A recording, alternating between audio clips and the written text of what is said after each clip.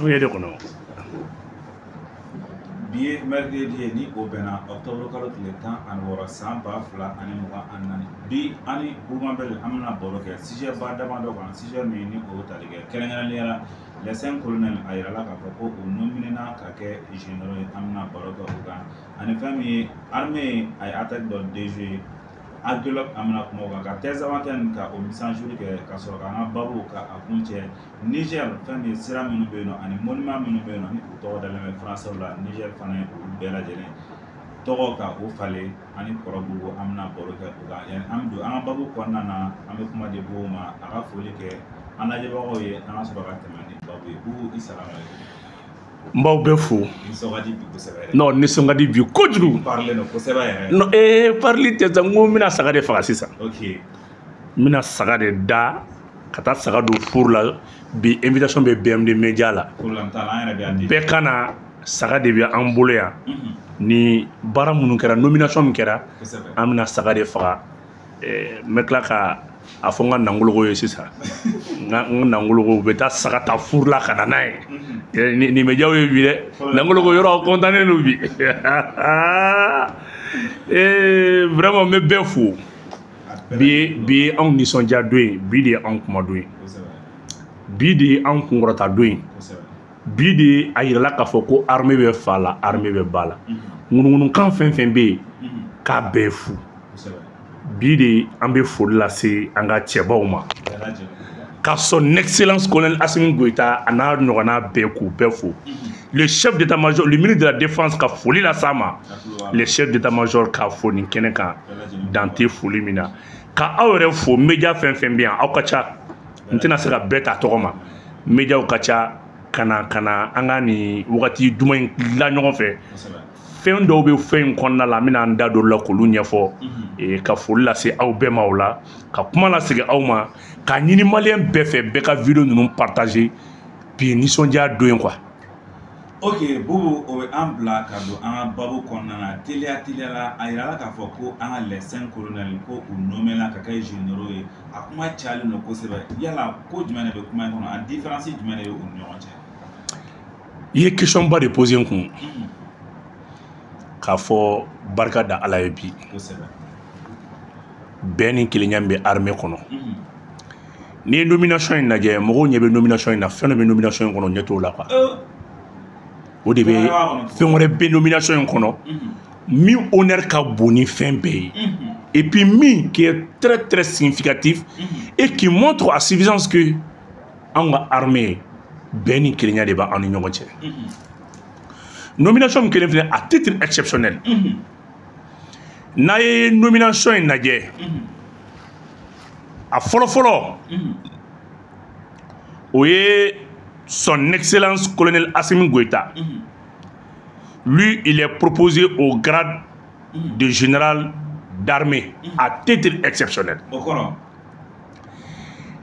n'i y'o ta k'a lajɛ o kɔrɔ ko Assimi bɛ armée kɔnɔna la ale de ye général 5 étoiles ye jala dan jala dan n'o bɔra yen à titre exceptionnel au grade de général des corps d'armée an bɛna jɔn na an bɛna colonel Maliki Diaw a bɛna ale la ale ye armée de terre ye an bɛna colonel fɛn min ye colonel major Ismaël Wage ale ye armée de l'air ye an bɛna Sadio Kamara la ale ye garde ye an bɛna Modibo Kone la an balimaw ka danfara kɛ ni ɲɔgɔn cɛ Assimi au grade général d'armée mais après tɔw bɛna au grade de général corps d'armée n'i ye corps d'armée lajɛ o ye étoile 4 ye Assimi ta ye étoile 5 ye a bɛ mun ko fɔ ça veut dire quoi a kɔrɔ an ye Assimi bila an ɲɛ ma dans le fait an ye Assimi bila an ɲɛ ma devant le peuple malien wa an bɛ Assimi bila an ɲɛ ma maintenant même dans l'esprit militaire même dans l'esprit même de l'armée ça fait Assimi a b'an ɲɛ an y'a bila an ɲɛ ma jala fɛnɛ la c'est une armée ka honneur de nin tɛ 5 colonels ko ye nin tɛ 12 colonels ko ye nin tɛ 20 colonels ko ye Assimi de ye an ka ɲɛmaa ye ka transition diriger mɔgɔw yɛrɛ ɲuman na ko les 5 colonels mais a mana to colonel major de b'u cɛla o mais o jɛra kan ka tila k'a fɔ Assimi devient le général d'armée 5 étoiles an tɔw bɛ 4 étoiles de mun na parce que Assimi ye président jɔyɔrɔ fa bilayi ni officier ninnu ye hɔrɔn ye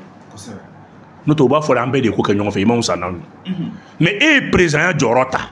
k'a degun ta k'a risque ta ka tentative fɛn kun bɛ ko ka fagali kɛ e de kun viselen don hakilina minnu bɛ ta i y'a ta o kumana e bɛ bila anw ɲɛ jala la sinon dɔw ka colonel jala ka kɔrɔ ni Assimi ta ye mais a ye fonction min kɛ nin 3 ans 4 ans kɔnɔna la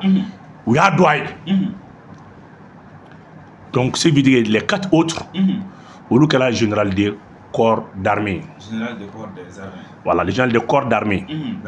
ale ye 4 étoiles n'o bɔra yen an bɛ taa colonel Abdoulaye Maïga la à titre exceptionnel ale kɛra général de division ye o ye 3 étoiles ye munna Abdoulaye Maïga bɔra CEDEAO a tun bɛ jɔyɔrɔ min na CEDEAO la Abdoulaye Maïga prenait à peu près moins de 10 millions par mois a bɛ démissionner don min na o ma jɛn n'a ye Abdoulaye Maïga nana ka faso baara la il est docteur il est colonel docteur a y'o to yen ka na jamana baara la Abdoulaye Maïga a ka porte-parole ya kɔnɔ fɛn o fɛn bɛ tali kɛ gouvernement ka orientation politique la militaire socio-économique ça veut dire qu'il n'a même pas hésité un mot ka phrase kelen bɔ gouvernement ka kuma la un monsieur dynamique un monsieur engagé ale kɛra général de division ye mɔgɔ bɛ ko les 5 colonels ko tɛ o n'o bɔra yen an bɛ taa an ka cɛba tɔw la n'o ye général minnu bɛ yen ka kɔrɔ Daoud Ali Mohamadine ale ye général de division ye ale fɛnɛ dɔ farala ale jɔyɔrɔ kan donc an b'a fo nin kɛnɛ kɔnɔna la yan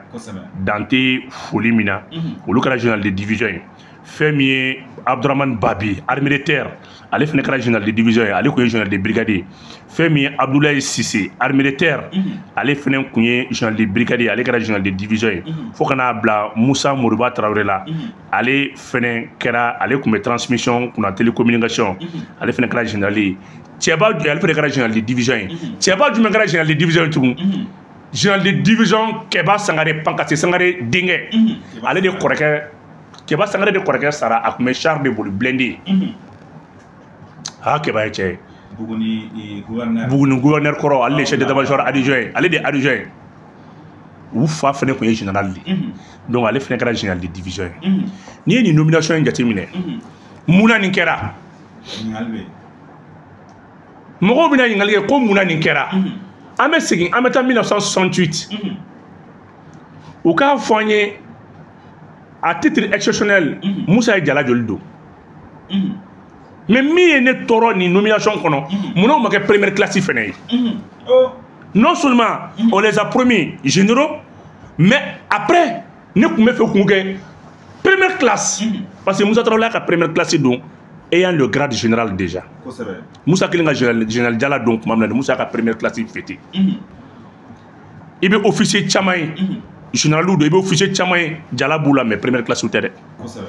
ninnu ne tun bɛ fɛ k'u k'a kɛ avec aussi honneur de première classe u n'a ka kan mais est-ce que wagati nataw la o bɛ se ka kɛ première classe ye wagati nataw la o bɛ se ka kɛ première classe Musa Traoré y'a ta kɛ Musa Traoré kelen général ye tuma min na a ka commandant d'unité a y'o wele ka na o de ye Musa Traoré ka première classe don a la étant général Musa y'o fêté Musa y'a ka première classe fêté ka tɛmɛ général kan donc Musa kɛra général à titre exceptionnel n'o tɛ Musa bɛna don min na lieutenant de kun don mais dɔ k'a fɔ n ye n'a ye capitaine jala ye Musa la dɔ k'a fɔ n ye k'a ye commandant jala ye Musa la ninnu minnu nalen filɛ nin ye munna assise la an y'a ɲini k'u ka kɛ général ye munna an y'a ɲini an ne tun bɛ assise kɛnɛ kan ne tun bɛ commission na an y'a ɲini mun na a fɔlɔfɔlɔ ye mun ye ninnu y'an ka jamana bali tilali ma Mali kun kan ka tila 2021 a baara bɛɛ labɛnna ninnu ye courage ta k'i jɔ an n'o cɛ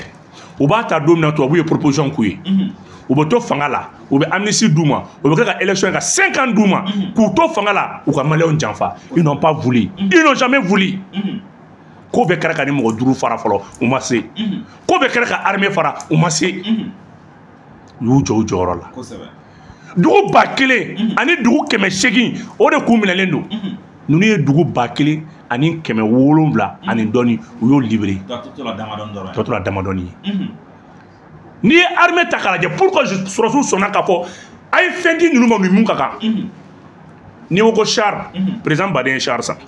n'i ko avion président caman tɛmɛna min ye avion san nka drone dun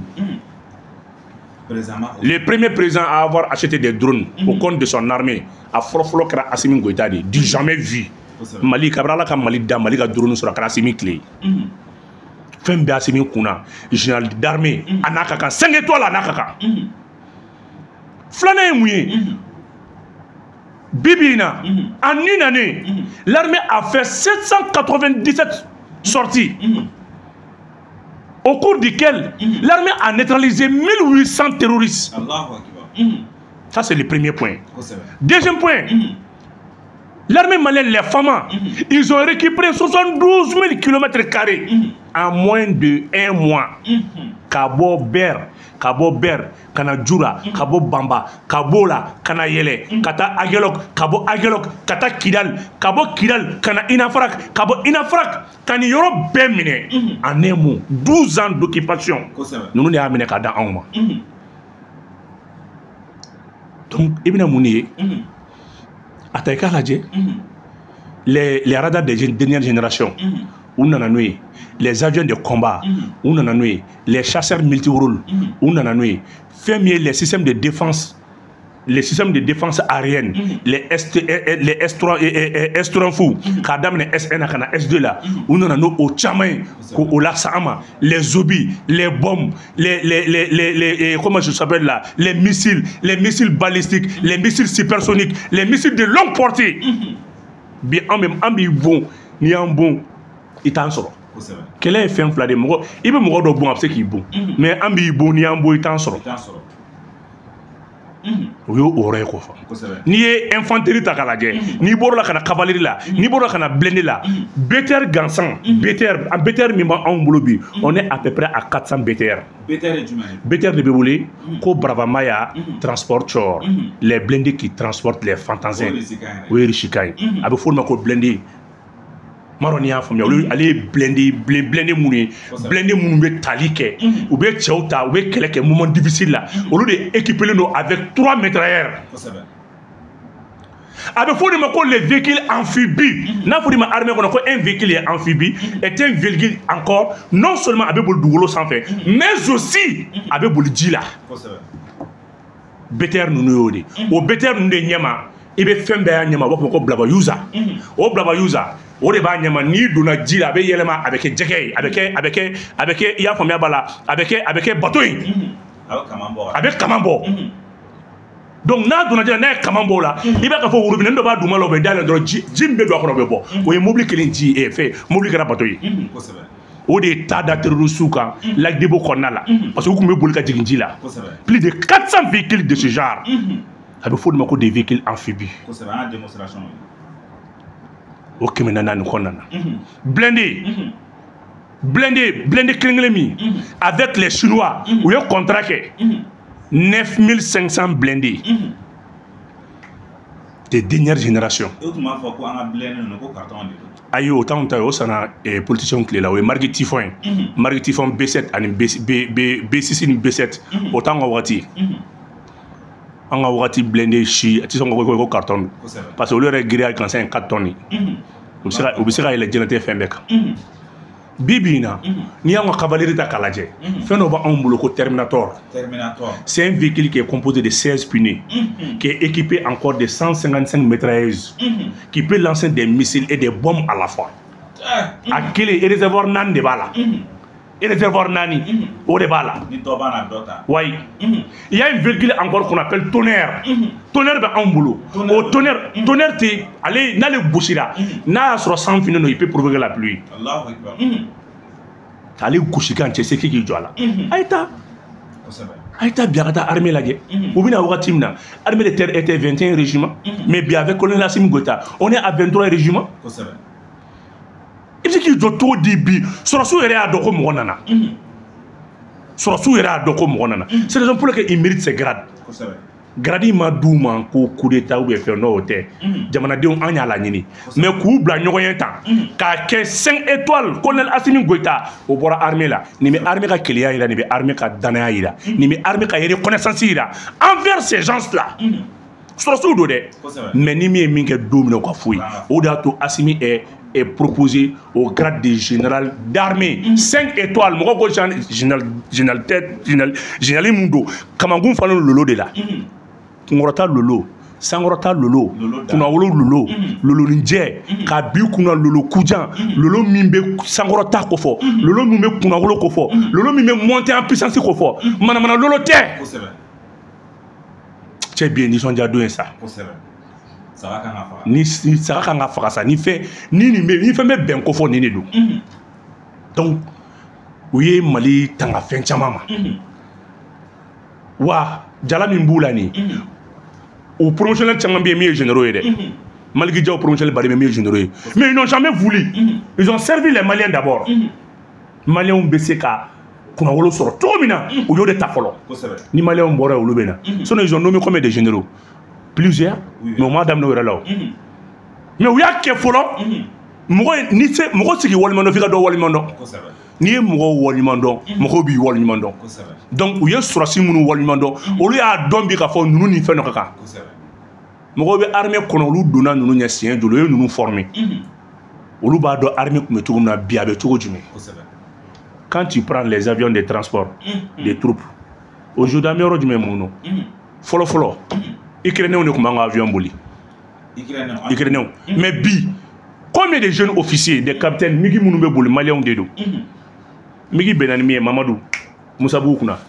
C'est un Malien, c'est un jeune pilote malien. Entre la Djanadjala. On veut Woulibi, ministre Barkante, Fofoite, équipage 100% malien. En armée de l'air. On a enregistré plus de 40 vols par jour. Malais armée de l'air est mis enregistré par jour. Plus de 40 vols. En mode enregistré, en mode traité par jour. Même ta Doumounindi, même ta Balbla, même ta Tchaoudjigi. Des opérations de force spéciale, même ta combat au bien, allez n'y finir ce que nous me transport feneke, avion nous me surveillance nous on a plus de 155 Albatros, L39, son mot de public à Mali qu'on a surveillé, à Cardran Jatimine, à Ward Jatimine, Joledo, avec ta budget là.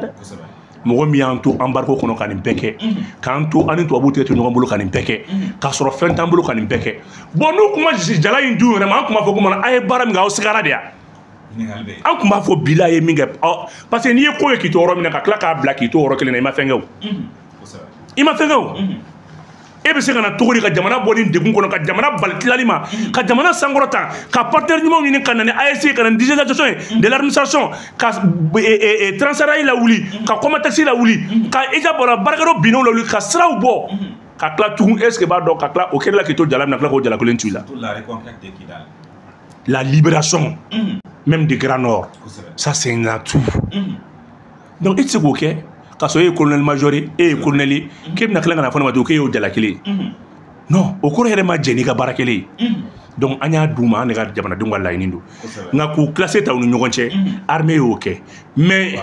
u colonel duuru ye ko dɔ kɛ ka Assimi kɛ général d'armée ye walahi a bɛ waleɲuman dɔn ko fɔ parce que même après la transition au kɔrɔ honneur kan ka rendre Assimi ye on doit rendre l'honneur au général d'armée, colonel général Assimi Goïta. O dama digala. Kalo saba yɛrɛ de b'an bolo an bɛ se k'a fɔ ko colonel awɔ armée yɛrɛ y'o yamaruya ni jalakɔrɔ donna kalo saba i bɛ se ka fili ka a tigi ka jalakɔrɔ fɔ punition t'a la foyi t'a la donc o ka yafa an ma an filila. Fɛn armée communiqué kɛ bi k'a yira k'a fɔ ko kunun Agelo Babacha ke wale tigilamɔgɔ olu tun ye u ka wale jugu u kun na o ta ka Agelo kan ka o sɛgɛrɛ armée kɛla sababu ye ka o ko in ka o bali i bɛ se ka mun de fɔ an ye o la yan an ka kɛ Zawa kɛnɛ n bɛ fɛn kelen f'i ye dimanche ku kan ka bɛn don jumɛn ma a bɛ n bilasira a don na dimanche le 10 ou bien le 11 dimanche le 11 mɔgɔw ka se k'a bila commentaire la n ka dimanche don fɔ parce que donba de kun kan ka kɛ donba de don oui. Dimanche le 12 dimanche le 13 à Tezawaten terroristes ye erreur kɛ su fɛ à 22h i ko di mɔgɔ si tɛ se ka sɔli kɛ ka taa vérifier terroristes ye erreur kɛ dimanche à 22h u kɛlen ka erreur kɛ u ye renfort sɔrɔ ani volontaire baden donc ko n'u ma Mali attaque n'u ma an attaquer sisan n'an nan'u sɔrɔ tan kɛlɛ bɛ taa kɛ olu de ka zone kan i b'a dɔn kɛlɛ n'i bɛ kɛlɛ kɛ i ka territoire i b'o de to yen i bɛ taa kɛlɛ kɛ ɲɛfɛ pour préserver maintenant ton territoire maintenant ni armée nana taara foyi t'o la ni Algérie tɛ Algérie ka datugu et aujourd'hui janfaw dara kɛnɛ kan donc f'u ka avancer u kun kan ka Kidali attaquer lundi le 14 sous à 23h u kun ka Kidali attaquer ale ni Menaka donc Algérie b'a fɛ ka tuubi ka segin a tubira yɛrɛ parce que ni kɛlɛ kɛra Tezawaten kɛlɛ bɛ don ale fɛ yen diyagoya so tuto la saraka t'o la donc a y'u pousser ka taa n'u ye donc kuma lasurunya la u ye réunion kɛ Tezawaten le dimanche soir à 22h donc u ye volontaires ni renforts minnu nana u ye baaraw boloda donc pour que o ka kɛ u bɛ Kidali cibler ani Menaka ani Aguelok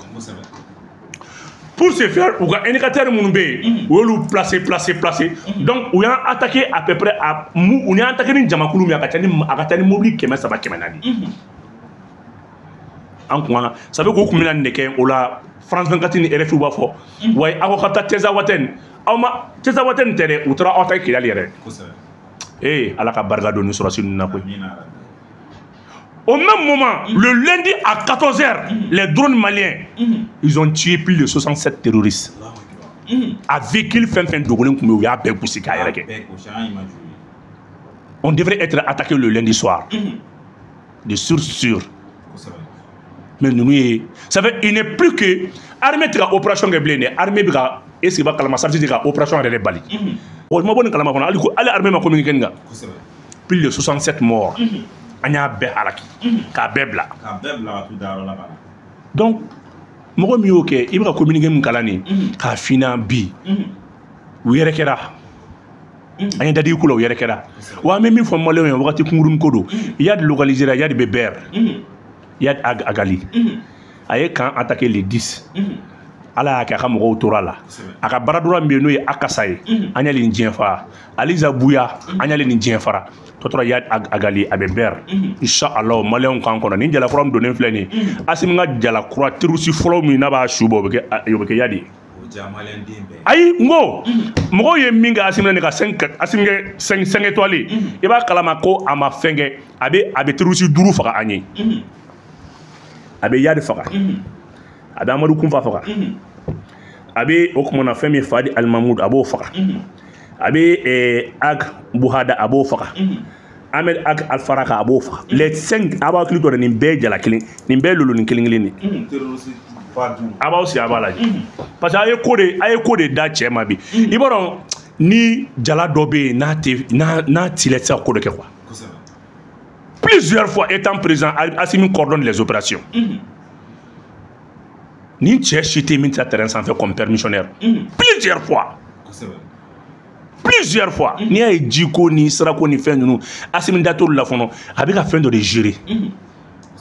sur le terrain nin tɛ ne ka waleɲuman dɔ ye dɛ nin ye armée y'a dɔn Asimi étant présent étant au palais il encore observe il dirige les opérations sur le terrain donc il a toujours participé aux opérations parce que c'est un élément de force spéciale donc il n'a pas perdu la main a ma main perdu dɛ nous b'an attaqué u ko b'an attaqué su min fɛ fɛn min Aguelok Menaka mais a don su armée ye gosili kɛ su fɛ est-ce que b'a kalama fo ka brigadier min bɛ ka gosili kɛ fo ka tila k'a tɛgɛ den kelen déplacer fo k'a tɛgɛ den kelen déplacer olu bɛ ɲinɛ min kɔ minɛn dɔw bɛ yen n'i tɛ sɔrɔsiya dɔn i tɛ se k'a ci u nana Aguelok u kɛlen ka attaqué tuma min na arme dɔ bɛ ko 14-5 o 17 tɛ kelen ye ou est 14 placé même à 14 ci ça fait armée te kun fait baray quoi arme dobi ni ba le ci bolo te de fi senga à pied ni ti senga ça fait il faut être fort sur les pieds ni be arme dobi ni bo ci ni joto man do ça bi faka mi yɛrɛ y'a ta k'a b'a ɲɛsin kama k'a b'a ci yɔrɔ ma i se b'a kalama sen fula o b'a kɔrɔ k'a sen kuru k'ale kunkolo fara fɛn kun an y'ale kun ci u b'a dɔn mɔgɔ t'an ka tage ten bilen dɛ donc i ye communiqué minnu fɔ nin n'i y'a ye a ma fɛn an tilala mɔgɔw la sinon u tun bɛ fɛ ka attaquer dimanche lundi su i tun b'a la gɔsi i ma i tun bɛ to k'a fili ko non ko le tour c'est Kidal maintenant ko Kidal de kan ka fɛ donc i ye kɛ dimanche su lundi 14h an tilal'u la an y'u ka ko nɔgɔya vraiment n b'i fo k'i waleɲuman dɔn